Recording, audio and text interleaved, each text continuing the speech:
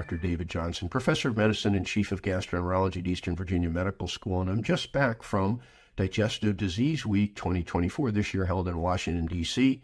I've gone through the thousands of plenary and abstract presentations and culled approximately 20 of these out for discussion. I'm going to do this in two different segues.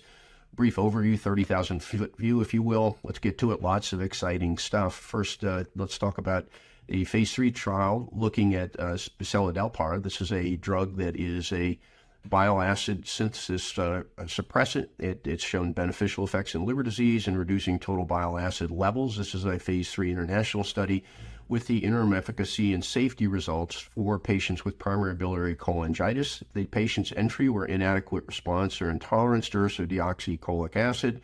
They had, as it relates to 174 patients enrolled, and this was the interim analysis. At least the biochemical endpoints were registered now for composite endpoint response of the alkaline phosphatase less than 1.67 times the upper limit of normal, plus the alkaline phosphatase decrease of at least 15%, and normalization of total bilirubin. And the composite endpoint primary year was met in 70.3%, and normalization of alkaline phosphatase in 37%.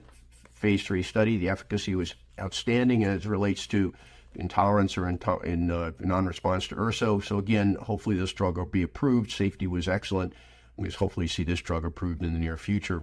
Next, as it relates to a drug that was looking at short bowel syndrome. This is apraglutide, and this is a drug now looking at the GLP-2 agonist. The problem in this class is we've had one drug, teduglutide, and this is a drug that was approved back in 2012. Gattex is the trade name. It required daily injection because of the short half-life of this GLP-2 agonist, about 3 to 5 hours. This has variability then in effect and quality of life issues. So the exciting here was this newer drug, apraglutide, was a half-life of now 72 hours, and it was being tested now in this phase 3 study, double-blind randomized controlled trial in the setting of once-a-week dosing. The primary endpoint was the effect as it relates to reduction in parenteral support to meet nutritional or fluid requirements. And in fact, the randomization here of 164 patients, 73 centers and 18 countries met the primary endpoint with a dramatic effect. And again, something that was very safe and effective, likely for sure to be the best in the class because of the once weekly injection. And it also was in patients also that had stoma as well as colon incontinuity. So the stoma patients were ones that were not quite as responsive to teduglutide, and it's something that we see across the board here for apraglutide. So again, waiting for this to get through the FDA, but exciting as it relates to short bowel syndrome. Next, as it relates to colon cancer screening, this is the largest study done to date using blood-based screening. Blood samples and colonoscopy data were evaluated in 27,000 patients. To meet the primary endpoint, they had to have the criteria for the colon cancer screening detection, and it was 79% for colon cancer detection. Specificity for non-advanced colorectal neoplasia, 91.5%. Negative predictive value for non-advanced colon neoplasia, 91%. And the positive predictive value for advanced colon neoplasia is 15.5%. And for detection of advanced adenoma is 12.5%. Very exciting, largest study ever, and this is certainly we will see, hopefully in the near future, as an option for colon cancer screening patients. Next was one that caught my attention as an endoscopist. In particular, therapeutic endoscopists see a lot of smoke, and this is while surgeons in operating rooms have rules and regulations to mitigate smoke exposure, there are no comparable rules for GI endoscopy. So Dr. Chris Thompson and his colleagues at Brigham and Women's evaluated this. They had a smoke measurement device that they put approximately 3 feet away from the table.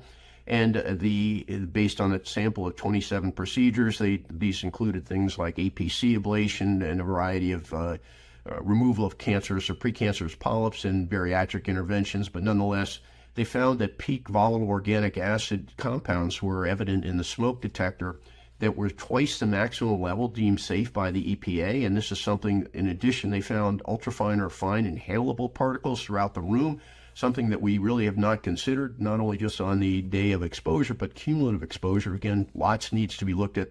Certainly there are surgical regulations on this as it relates to the types of masks, et cetera. We need to look at this further for endoscopy. As it relates to endoscopy, acute study, if you will, it was called Myself. It was a novel, easy to implement, assessing the ergonomic principles that we should be defining to best achieve our ergonomic protection. This was a study design employed at the ASGE Women Teaching course, and they used a rapid body assessment tool that correlates the risk of musculoskeletal injury. The mnemonic Myself, my M monitor, so a field screen that accounted for about a 15% visual screen as it relates to your neck flex. Y, an upside down Y stance, your shoulder height or hip height, hip stance balances comfortably. Scope with good flexion, so you don't have to overextend. Elbow position, really in a neutral position at your hip level and position with the bed. And lower extremities that were accommodated by comfortable shoes or a mat that accommodated a softer ride, if you will, through the extended procedures. And free movement of the endoscope as it relates to the processor, et cetera. So Myself, something to be very easy to do a quick check when you do your endoscopy. And the results were dramatic as far as the improvements in the patient scores, or the test scores here of the physician is being evaluated. So again, Myself, look at it, nice, neat thing, and mnemonic, easy to remember. Next, as it relates to glucagon-like receptor, peptide 1 receptors, we've seen a lot of concern as it relates to endoscopy, and the concern is related to endoscopy and anesthesia risk. The ASA, you recall, in June of 2024, put out a curve on whether or not we could be doing this in a safe way, and certainly put this out to June of 2023. And they said that we should really be withholding endoscopy. So until we had further data, the endoscopic societies were a little more tempered on their advice, saying we need more data. More data was presented at DDW. 2 studies caught my eye in particular. One was a GLP-1 agonist study that demonstrated an increase in solid emptying. This is a case control study that was done at WashU in St. Louis. And they looked at 16,000 patients. There was a higher rate of solid residue in these patients as it relates to the patients that were compared to controls, 14% versus 3.9%. Patients that had prolonged fasting or clear liquids for concurrent colonoscopy had lower residual rates. There were no significant impacts as it relates to this, however, and this is further evaluated by another study looking from NYU in New York, evaluating the incidence of aspiration, pneumonitis, and emergency intubation of these GLP-1 agonists for patients with endoscopy and colonoscopy. And this is using a TRINEX federated cloud-based network research database. It involves millions of data points. And if the risk analysis here was basically none for, as it relates to difference for both endoscopy and colonoscopy for the development of aspiration and across this database. So contrary to initial concerns, this is more reassuring. I think we need to individualize this, certainly in patients that are type 2 with complications, may have a little bit more of a challenge. It seems to be offset by prolonged fasting and clear liquids. Next, 2 studies that really caught my eye as it relates to our standard for percutaneous endoscopic gastrostomy peg placement in patients that are hospitalized.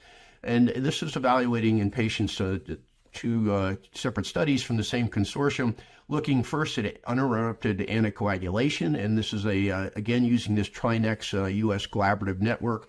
And the anticoagulant therapy included direct-acting thrombin inhibitors or platelet or activation for factor inhibitors, as well as warfarin. Gastrostomy-related bleeding within 30 days and all-cause mortality were evaluated. It evaluated some 2,800 patients in the anticoagulant group. Propensity scores really showed very nominal difference. The absolute difference for bleeding was 0.5%, non-statistical as it relates to continued use of anticoagulates and anticoagulation in these patients. And the same then group looked at the use of antiplatelet therapy, and looking at the same database, the TRINEX covers, again, over 100 million patients. This looked at the patients that had received within 48 hours dual antiplatelet therapy using aspirin plus one of the other antiplatelet agents, aspirin alone, or no antiplatelet therapy. And the composite endpoints here, again, were bleeding within 30 days, no difference as it relates to the dual antiplatelet, the aspirin group, or the control group. And again, they had 1,400 in the dual antiplatelet group, 13,000 or so in the aspirin group, and 77,000 in the control group. No statistical difference. So what does this mean? Well, in the hospital, we found frequently patients are being put off for a while, or they're stopping their anticoagulants or antiplatelet agents, and those have significant potential consequences. we do use these agents now fairly frequently while patients are on these antiplatelets and anticoagulant therapies, again, even for colonoscopy and polypectomy. So to start to look at this for your PEG patients, and again, your hospital systems will love it because you get these patients out more quickly. One, as it relates to hemodialysis, this comes up not infrequently in our hospital system, where patients on dialysis, and you'd say, well, just bring them here after dialysis because they're in dialysis now. There are literature that say general surgery procedures should be limited during dialysis sessions and at least a day after the session. And there are very limited data as it relates to patients' same-day procedures on dialysis. This comes from the group at UPenn. And they found that the endoscopic intervention on the day of dialysis was associated with higher rates of in-hospital and 30-day mortality, in particular with cardiac arrest, and the fluid shifts are likely the cause here.